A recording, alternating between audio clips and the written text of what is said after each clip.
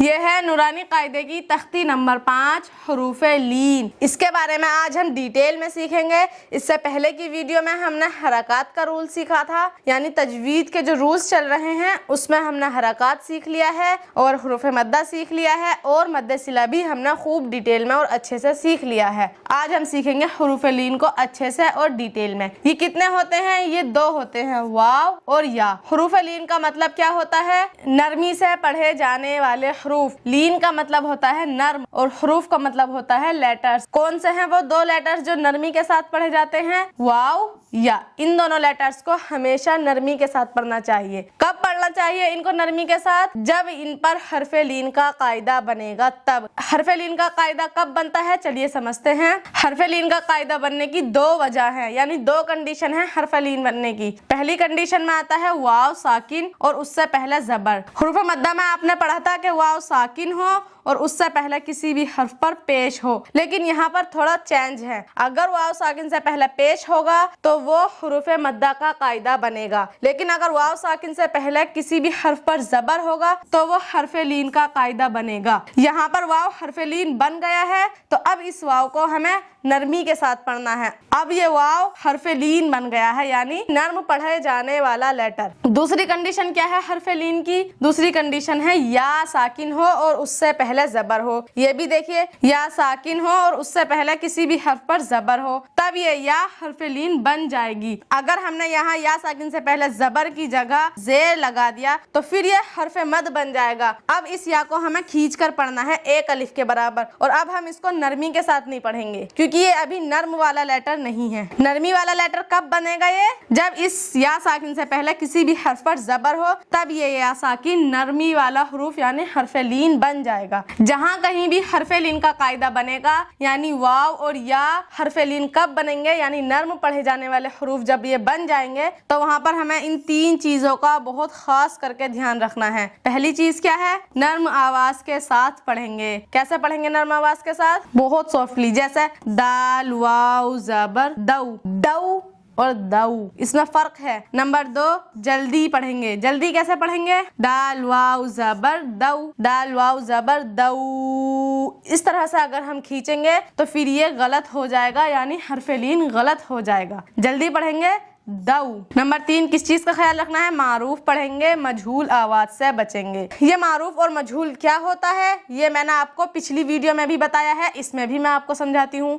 वाव मद्दा की मारूफ आवाज होगी दाल वाव जबर दऊ और मजहूल है दाल वाव जबर दऊ। इस आवाज के साथ हमें नहीं पढ़ना है। हालांकि इस तरह से बहुत सारी लेडीज और जेंट्स भी पढ़ते हैं, क्योंकि उनको इस तरह का मारूफ मजहूल या ये क्या रूल्स हैं, तजवीद क्या होता है, ये उनको मालूम नहीं होता, इसलिए वो गलत पढ़ देते हैं। अगर मेरी ये वीडियो वो शख्स देख रहे हैं, लेडीज हो चाहे जेंट्स हो, जिनको कुरान शरीफ तो पढ़ना आता है लेकिन तजवीद के साथ में नहीं आता, उनको ये पता नहीं है तजवीद क्या होता है, इख्फा गुन्ना मद मखारिज क्या होते हैं, कहाँ से हर्फ अदा होते हैं, बस वो पढ़ते ही जा रहे हैं और ये सोचते हैं कि अल्लाह माफ करेगा, अल्लाह सब जानता है। तो ऐसा नहीं है, अल्लाह ताला सब जानता है, लेकिन अल्लाह ताला ने ये हुक्म भी दिया है कि आप सही करो। अगर आप गलत पढ़ रहे हो तो आप चाहे किसी भी एज के हो, चाहे आप 5 साल के हैं, 10 साल के हैं, 50 साल के हैं, 60 साल के हैं, लेकिन सही करके पढ़ो। अभी भी मौका है। अगर आप भी सही करना चाहते हैं तो आपके पास भी एक ये अपॉर्चुनिटी है बहुत अच्छी। आप भी सीखिए और इसको सही कीजिए, चाहे आप ऑफलाइन सीखे या ऑनलाइन। चले अब मैं आपको या साकिन की मारूफ और मजहूल आवाज सिखाती हूँ। दाल या जबर दई, ये होती है मारूफ आवाज। जल्दी पढ़ना और नर्म पढ़ना, तीनों चीजें इसमें आ गई हैं। दई, अब इसको हम खींचेंगे कैसे? दई, इस तरह से हमें नहीं पढ़ना है। और इसकी मजहूल आवाज क्या है? दए, इस तरह से मजहूल भी नहीं पढ़ना है, हमें हमेशा याद रखिएगा। यहाँ पर देखिए, यहाँ पर वाव साकिन है और उससे पहले काफ पर जबर है, तो यहाँ हरफे लीन बन गया है। पहली शर्त है, यानी वाव साकिन है और उससे पहले जबर है, तो यहाँ पर भी कैसे पढ़ेंगे? हम नर्म आवाज के साथ पढ़ेंगे, जल्दी पढ़ेंगे। नंबर 3, मारूफ पढ़ेंगे। कैसे पढ़ेंगे? ध्यान से सुनिएगा। या कौमी, पौ, पौ या कऊ, इस तरह पढ़ना गलत है। सही आवाज क्या है वाव लीन की, ध्यान से सुनिए, या कौमी। यहाँ पर या साकिन से पहले जबर है, यानी ये भी हरफे लीन है। ये देखिए दूसरी कंडीशन ये रही। इस या को भी हमें इन 3 चीजों का ख्याल रखते हुए पढ़ना है, यानी कि नर्म आवाज के साथ पढ़ेंगे, जल्दी पढ़ेंगे और मारूफ आवाज से पढ़ेंगे। ध्यान से सुनिए, सुलैमानु, सुलैमानु, इस तरह से मजहूल नहीं पढ़ना, या फिर सुलैमानु इस तरह से खींचना भी नहीं है। जल्दी पढ़ने का हुक्म है हरफे लीन को। हाँ, हुरूफ मद्दा को और मद्दे सिला इनको हमें खींचना चाहिए, बस हुरूफ लीन को हमें नहीं खींचना है और हरकत को भी नहीं खींचना है। सुलैमानु, एक बार और सुनिए,